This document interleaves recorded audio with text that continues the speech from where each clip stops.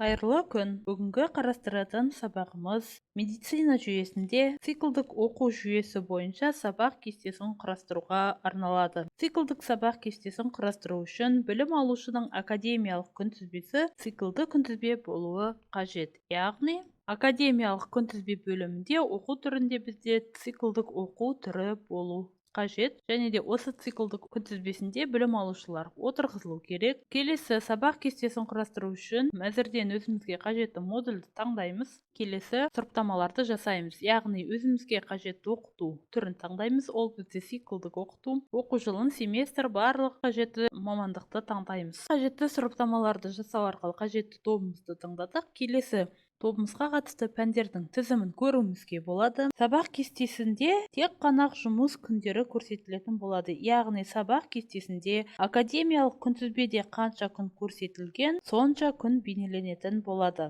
Циклдік оқу жүйесі бойынша сабақ кестесі ағын бойынша емес, пән бойынша жасалынады. Яғни кез келген өзімізге қажетті пәнімізді таңдаймыз. Келесі көріп тұрғанымыздай, бұл жақта бізде академиялық күнтізбеге қойылған күндер, яғни қанша күн қойдық, сол күндерімізді көруімізге болады. Күндер тек қана жұмыс күндерін ғана көрсетеді, және де пәнімізді сабақ кестесіне орналастыру үшін өзімізге қажетті күнді таңдаймыз. Ашылған бетте келесі баптауларды орындаймыз, яғни тәулігіне сағат саны. Бұл бөлімде біз қажетті мәнді қойып сақтасақ, сабақтың басталу уақытын таңдаймыз, және де жүйе автоматты түрде аяқталу уақытын есептейді. Яғни тәулігіне сағат саны бөлімінде көрсеткен мәнді оқу жоспарында көрсетілген сағат сандарын бөледі. Яғни оқу жоспарында көрсеткен сағат санды тәулігіне қанша сағат болу керек, соған бөліп, қанша уақыт жүргізіледі пәніміз, сол аралықты есептеп береді. Ары қарай, егер де бұл пәніміз бізде циклсыз сабақ болса, біз циклсыз сабақты көрсетеміз. Ал егер де біздің пәніміз үзілмелі циклды пән болса, онда үзілмелі циклды көрсетеміз. Яғни бұл жерде бірінші кезеңі қай уақыттан қай уақытқа дейін болады, ал екінші кезеңде тәулігіне қанша сағат саны және де қай уақытта басталады, сол аралықты көрсетеміз. Келесі сабақтың түрі бөлімінде, яғни өзіміздің сабағымыз бойынша, сабақ түрлері бойынша апта күндеріне орналастырамыз, яғни басталу уақыты. Келесі аяқталу уақытын көрсетеміз. Келесі сабақ уақыты бөлімінде біз сабақ кестелері қай күндері қандай сағаттарда болу керек, сол уақыттарды көрсетіп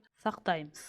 Яғни бізде жалпы оқу жоспары бойынша сағат санын көруімізге болады. Келесі қойылған сағаттар, орналастырылмаған сағаттар бөлімінде қойылмаған сағаттар санын көреміз. Бұл жерде қандай да бір сағатты қосымша қосу батырмасын таңдау арқылы болатын күндерін қоса аламыз. Яғни күнімізді көрсетеміз, және де сабақтың уақыты бөлімінде қай уақытта болу керек, сол аралықтарды көрсете аламыз. Осындай ретпен сабақ кестелерін орналастырамыз. Келесі қай корпуста болады, қай дәрісханада болады, және де барлық қайшылықтарды ескеру арқылы сабақ кестемізді жариялаймыз. Барлық өзгерістерді енгізіп, сабақ кестемізді орналастырамыз, яғни біздің сабағымыз оқу жоспары бойынша сағаттарды және де сабақ кестесіне қойылған сағаттарымызды көруімізге болады, және де көріп тұрғанымыздай біздің апта күндері бойынша қойылған сабақ кестеміз. Егер де қандай да бір қойылмай кеткен сабақтар бар болған жағдайда, онда апта күнін таңдау арқылы қажетті жерге қоямыз. Барлық сабақ кестемізді қойғаннан кейін біз сабақ кестені жариялау батырмасын таңдау арқылы өзіміздің сабақ кестемізді жариялаймыз. Келесі, ал егер де біз өзіміздің қойылған сабағымыз бойынша басқа топтарға